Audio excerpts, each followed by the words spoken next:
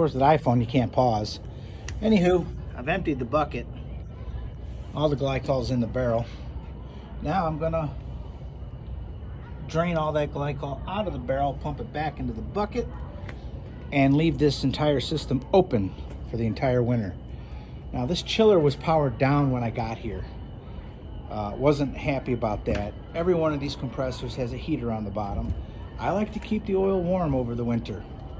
Even though we're not using it, I like to keep the oil warm.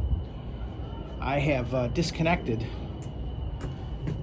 the cooler heater just by taking off the coil, so we don't, warm up the barrel. It's empty. You don't need to warm it up.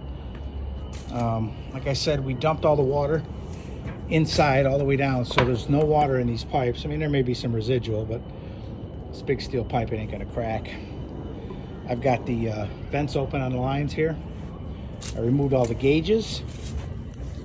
I leave these valves open, supply and return. That way, if the holding valves inside leak, we'll see it on the ground here, because that drain will be open all season. And I also drained out this line here, took the gauge out, blew some air through that. So I'm gonna leave the dries powered up. And yeah, so we're just gonna pump out that. We'll leave a little bucket underneath the bundle to catch any residual glycol that is trapped in there.